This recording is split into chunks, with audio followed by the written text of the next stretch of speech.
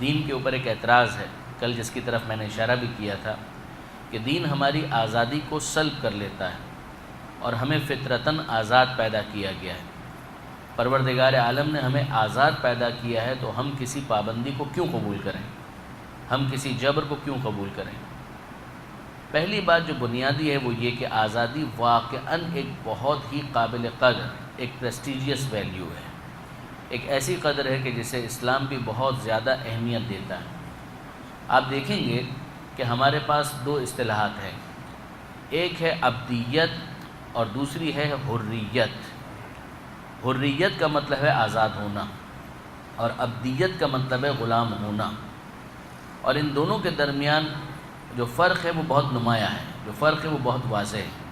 اگر عبدیت ہے تو حریت نہیں ہے، اور اگر حریت ہے تو پھر عبدیت نہیں ہے، یعنی اگر آزادی ہے تو پھر بندگی نہیں ہے، اور اگر بندگی ہے تو پھر آزادی نہیں ہے۔ کیا اسلام نے اس حوالے سے کچھ بیان کیا ہے؟ نہج البلاغہ میں امیر المومنین علی بن ابی طالب علیہ السلام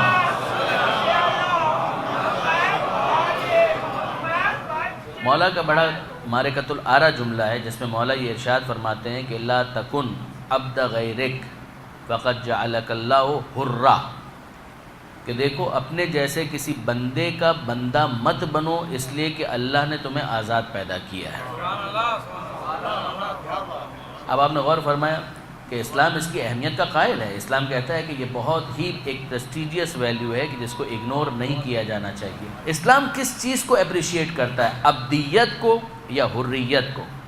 میں جواب میں یہ کہنا چاہوں گا ایک طالب علم کی حیثیت سے کہ اسلام عبدیت کو بھی ایڈوکیٹ کرتا ہے اور حریت کو بھی ایڈوکیٹ کرتا ہے۔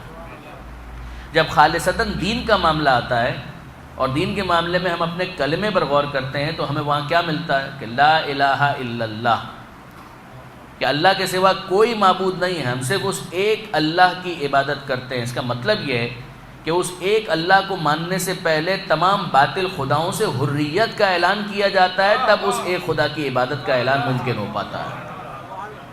جب اس ایک خدا کی عبادت کا اعلان کیا جا رہا ہے، یعنی اس کا مطلب یہ ہے کہ میں نے پوری طرح سے اس بات کو ریکگنائز کر لیا ہے کہ میں بغیر وجہ کے کسی کو خدا کے ساتھ شریک قرار نہیں دوں گا۔ اب اگر کوئی شخص کسی اور کو میرے سامنے پیش کر رہا ہے کہ اس کو بھی میں خدا مانوں تو میرے پاس کوئی دلیل ہونی چاہیے، اگر کوئی دلیل نہیں ہے تو پھر میں کیوں اسے خدا کے ساتھ شریک کروں، اور کیوں میں اپنی آزادی کے اوپر کمپرومائز کروں، کیوں میں اپنی حریت کو سرنڈر کروں، کیوں میں اپنی آزادی کو کسی اور کے سامنے اس طرح سے جھکاؤں؟ وہ حق جو صرف اور صرف پروردگار کا ہے۔ یہاں پر آ کر اسلام کہتا ہے کہ اگر واقعاً تم اس منزل پر پہنچ گئے تو تم نے حق کو پا لیا۔ ہم تم سے اسی بات کا تقاضا کرتے ہیں کہ اس خدا کو مانو کہ جو وحدہ لا شریک ہے، اس کی بارگاہ میں اگر تم سرنڈر کرتے ہو، اس کی بارگاہ میں اگر تم عبادت کا تحفہ پیش کرتے ہو تو حق یہ ہے کہ یہ ہونا چاہیے۔ اب واپس مولا کے اس جملے کو لے کر آئیے۔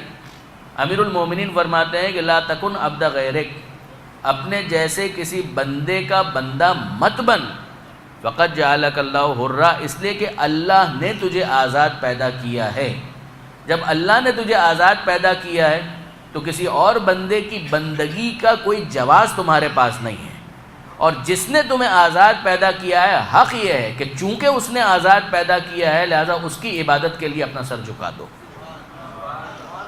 اب آپ غور فرمائیے برادران عزیز اس بات کے اوپر، یہ فطرت کی آواز ہے کہ جو پروردگار عالم نے انسان کے اندر رکھی ہے۔ یہاں پر آپ ذرا رکیے، اور اس سے پہلے کہ ہم اپنی بات کو آگے بڑھائیں، امام حسین علیہ السلام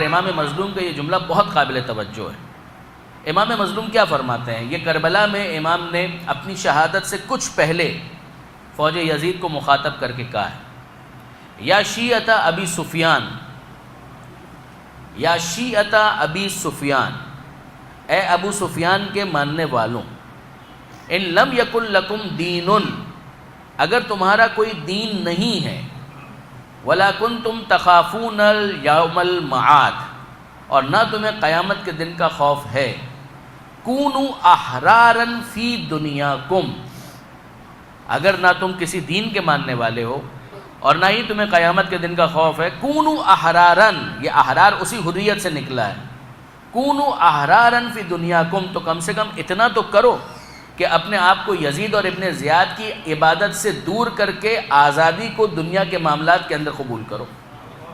کونوا احرارا فی دنیاکم، یعنی ہونا یہ چاہیے کہ اگر ایک انسان بندگی کرے، عبادت کرے تو خدا کی کرے. اگر تم خدا کی بندگی کے لیے تیار نہیں ہو تو اے احمقوں، تمہیں کس بات نے مجبور کیا ہے کہ تم یزید جیسے کی بندگی قبول کرتے ہو، تم ابن زیاد کی بندگی قبول کرتے ہو، ان کی غلامی قبول کرتے ہو؟ اس کی کیا جسٹیفیکیشن؟ اب یہاں پر میں آپ کی خدمت میں عرض کروں برادران عزیز کہ اگر ایک انسان اس دنیا کے اندر خدا کے سوا کسی اور کی بندگی قبول کرتا ہے، یہ باعث ذلت ہے. اور خدائے وحدہ لا شریک کی اگر وہ بندگی قبول کرتا ہے تو یہ ذلت نہیں ہے، یہ اس کے لیے باعث عزت ہے. پروردگار عالم اسے عزت دے گا اگر وہ خدا کی بندگی قبول کریں. اور اس کس نے کہا؟ خود امیر المومنین علی ابن ابی طالب علیہ السلام.